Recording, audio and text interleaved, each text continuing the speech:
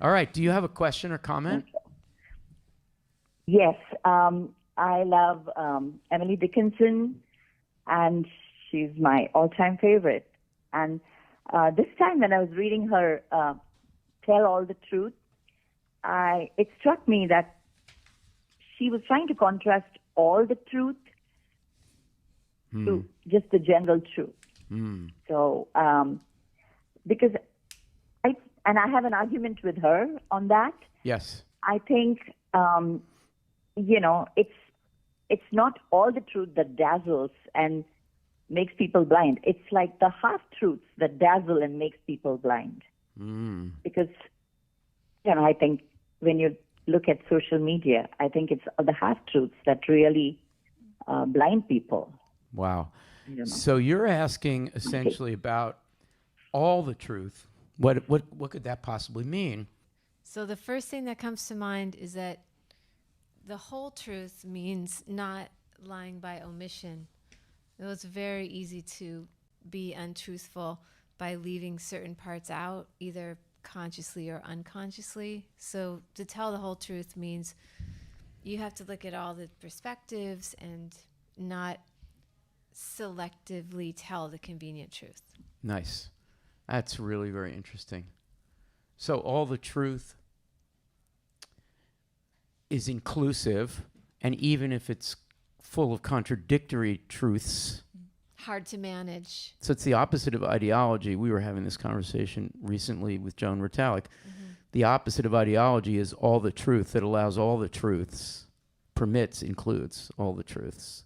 So it is inclusive, and therefore it is, if I may translate it into contemporary political terms, it's progressive because it's anti-exclusive. Progressive in the sense of inclusion. Could be anything. Could be anything. That we don't want to know. Okay. Fantastic. How about, I think it was Kate and Jason. Kate, what's your thought on this? Vijaya got me really thinking about the semantics of the word all and whether Dickinson means truth as a single monolithic entity or a composite entity of all the truths all together. Right. And of course, it's both those things. But I hadn't really thought about that one little word before and how important it is. And also the word "it" at the end of the line, Kate, because if you use the plural truths, all the truth would be truths, but tell it slant. So she's really pushing us to think of all of the plural truths to be a thing, to be an entity, a thing. Right. Love it. Thank you. Jason, quick thought on this, and then we have a phone call. Yeah, I mean, just on the same lines, that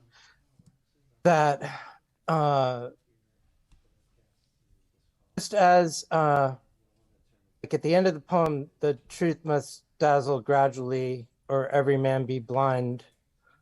That it just occurred to me for the first time with this poem that tell all the truth, but tell it slant. That yeah, it's like all the truths braided together. So if there's a truth and there's another truth, they kind of become greater truth, another truth, and so forth, expansively.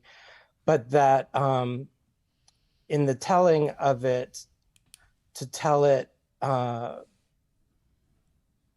directly, kind of open your mouth up and have just like blinding light pour out of it instead of words. It protects the speaker and the reader to have it be told slant. So that's interesting because the explanation kind is a sweet and empathetic explanation, and that's really what you're talking about. So ironically, paradoxically, all the truth, which is just a ginormous concept, turns into the kinder version of truth, as opposed to the narrow truth, the intentional truth.